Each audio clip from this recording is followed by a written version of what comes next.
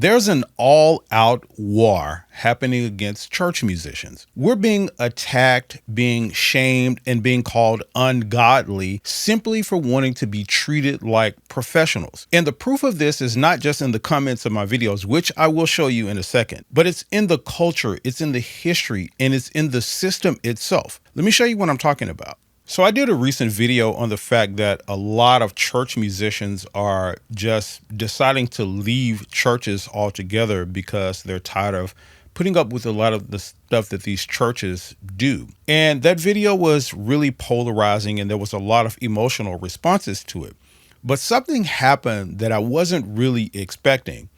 The comments in that video became its own case study. My God, people came out of the woodworks to not only just disagree with the points that I was making in the video, but really to just attack musicians for even wanting to have this conversation. And I'm not here to argue with anyone. I'm here to show you something that most people never see. There's a pattern in these comments, and once I break them down to you, you're not going to be able to unsee it. I'm going to show you the history, the culture, and the system. All of it. But here's the thing. These comments didn't just come from nowhere. And what I'm about to show you is going to make you uncomfortable. So Exhibit A. Now, these comments are fairly long, so I'm not going to read them all to you. I'm just going to pull out the key parts of them, but I'll leave them on the screen so you can read them for yourself. So you can see in this comment here, someone is saying, "You must not be a Christian." You see that? And in this next comment, it says, "Just say you want money." See that? And in this next comment, you see it says, "If musicians just played with a servant's heart, this would not be a problem." And this other one says, "Being paid as for a job is not the same as serving God." You see the pattern here? See, every one of these comments is trying to reframe the church musician's position of simply wanting to be paid fairly and treated fairly as some sort of spiritual failure. See, that's not disagreement. That's a tactic. And I know some people may be thinking, well, Terrence, these are just YouTube comments. And yeah, they're right.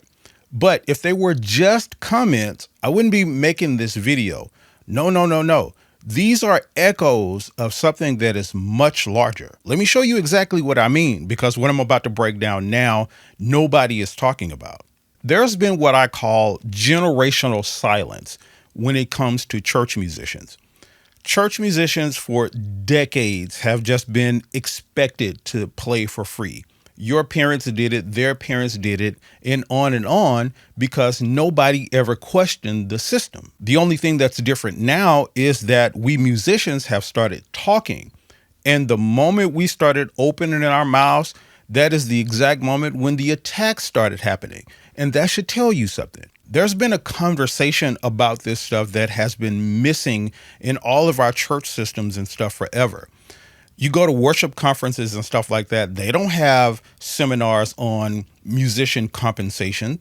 The pastors themselves don't learn how to treat musicians fairly at seminary or the conferences that they go to. And when an entire ecosystem is built without your value in mind, that's not oversight. That's architecture. When thousands of strangers who have never met each other start using the exact same language to shut down musicians, as we see in the comments on my videos, that's not an individual opinion. That's cultural conditioning. See, my video or my videos that I do about church musicians and taking up for church musicians didn't start this war. It just turned the lights on it. Now that you see the bigger picture in all of this, let me break down the exact playbook of war tactics that's being used against you and us as church musicians. And there's really three weapons that they use, and I guarantee you've experienced at least one of them. The first weapon is what I call the faith interrogation.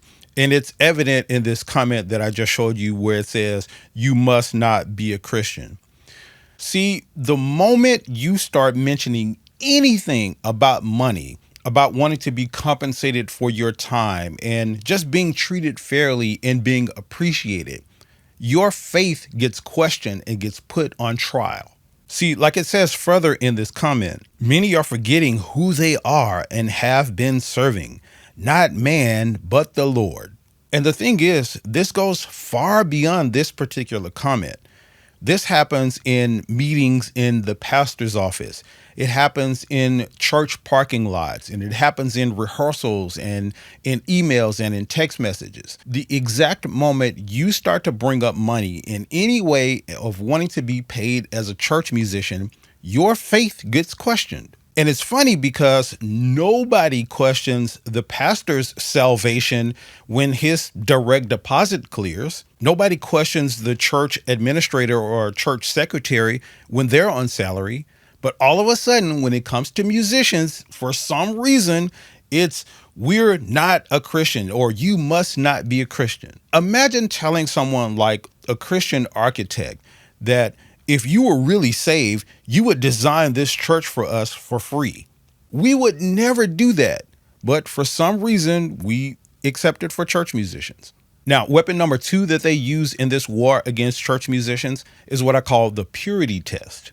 And that purity test is evident in this comment. This comment says, playing or singing secular is not religious. See, this tactic is really just a control mechanism because if a musician only plays in church, then that means the church holds all the leverage. And this really has to do with musicians deciding to play in secular places outside of the church, like doing gigs, weddings, bars, and clubs and things like that. But here's the thing. That church sound system and those lights and those projectors that was bought by the church was bought from a secular company. The pastor's car that he drives, that's that nice car that he parks in his parking spot every Sunday, it was made by a secular manufacturer. But if a musician decides to play for a wedding on Saturday night and play some secular music, all of a sudden he's muddying the gospel? Come on. This weapon is about keeping you as a church musician dependent. Because see, a musician with options can easily say no. And a musician who can say no is a musician they can't control. Now, the third weapon that they use in this war against church musicians is what I call the martyrdom expectation. And that's just a fancy word that means they expect you to sacrifice everything, sacrifice your life for what you do as a church musician. And that tactic is evident in this comment, which says, if you expect to be paid, it isn't about serving God. If musicians just played with the servant's heart. This phrase of a quote unquote servant's heart is a phrase that has kept more church musicians broke than any other sentence in the church world, period. And this comment actually tells on itself because it's so funny. They go on to talk about how they accept money for rehearsals and for funerals, which shows that the skill itself of musicianship is worth money. But for some reason, it's just not worth money on Sunday mornings at church. That's not theology. That's convenience. See, choosing to serve and being shamed for not serving for free are two completely different things. Weaponizing humility to keep musicians in place, that's not a servant's heart. That's manipulation with the Bible verse attached to it. Now, with everything I just showed you, someone can still come and try to argue, well, that's just your opinion. Okay, fine. Let me show you something that they can't argue with. See, there's a bit of a double standard happening here because if you check job listings for church musicians, all of these job listings on the job listing sites like ZipRecruiter and all of the ones that you can mention, even LinkedIn, all of them have paid positions in which they understand musicians are supposed to get paid. And you see the craziest expectations in these job listings for church musicians as well. They say, we want a spirit-filled musician, someone who loves the Lord. And they want you to be able to play several different instruments and be able to read music and be able to teach youth and be able to babysit and all of these kind of things. And we're going to pay you $150 a week. But even with all of that, it shows that they understand that this skill of musicianship for church musicians is something that should be paid. So even inside the organization or the system of church itself, it's creating the expectation for church musicians to want to be paid.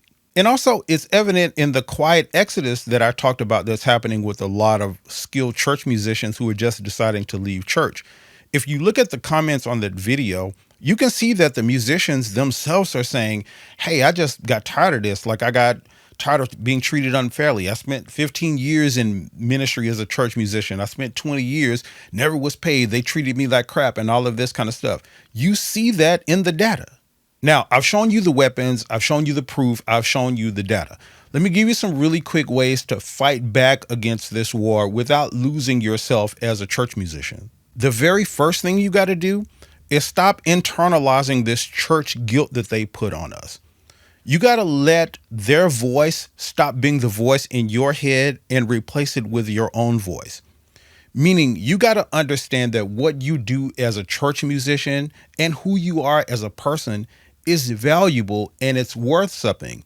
And if they can't see that, or they don't respect it, or they choose not to, that's on them and that's not you. That does not make you a bad person for wanting to be treated fairly and be paid for your time and talent. Number two, you got to know your options. The most powerful thing that musicians that deal with situations like this can do is have options, because as I mentioned earlier, a church musician with options can easily say no to a lot of this stuff that these churches are putting on us. Understand that you can play for stuff like weddings. You can play for group homes for elderly people who, are sickly and just want to hear music. There's a lot of options and a lot of things that we can do as musicians. You can start your social media accounts and start making lots of money that way. So again, understand that you have options, and this church option to just put up with all of that stuff, it doesn't have to be one of them. Number three is you have to have an honest conversation. So you can try this with your pastor or your church leader. You can simply say, hey, pastor, I love what I do here. I really appreciate it. And this is a calling for me. But I think I want to have a conversation about compensation and about getting paid for my time. Can we do that? And whatever their answer is and whatever their response is going to tell you everything you need to know. If they're willing to sit with you and have the conversation at least you got a fighting chance there. But if they start putting that guilt language on you and start talking about, hey, your heart must not be right, or, oh, you must be one of them that just wants to get paid, you know what you need to do. It may be time to be a part of that exodus like these church musicians that we've been talking about. And one final thing that you can do is be willing to walk away. Now, listen, I am not telling you to leave your church. What I am telling you is leave these situations that require your silence, that require your compliance as the price of admission. Those two things are not the same. Walking away is not quitting. Walking away is not bitterness. Walking away is a professional decision that says, I've outgrown a situation that is refused and keeps refusing to grow with me. So this war, you didn't start it. You didn't start it by asking for fairness. You didn't start it by asking for wanting to be paid. And you definitely didn't start it by watching this video. This war started when someone decided that the only professional craft and the only professional skill in a church situation that shouldn't be paid is church musicians. And all you did was just stop accepting it. So the next time someone decides to tell you in some way that you wanting to be paid and treated fairly as a church musician for your time, talent, and skill somehow means that you don't have a servant's heart or that you don't love God, I need you to look them directly in the eye and say, my talent and my skill are sacred and they're not free. And I don't need your permission to ask for money for what it is that I do professionally. So I believe in you and us as church musicians, and I believe in this conversation, as uncomfortable as it may be. It's going to change things. It already is. See you in the next video.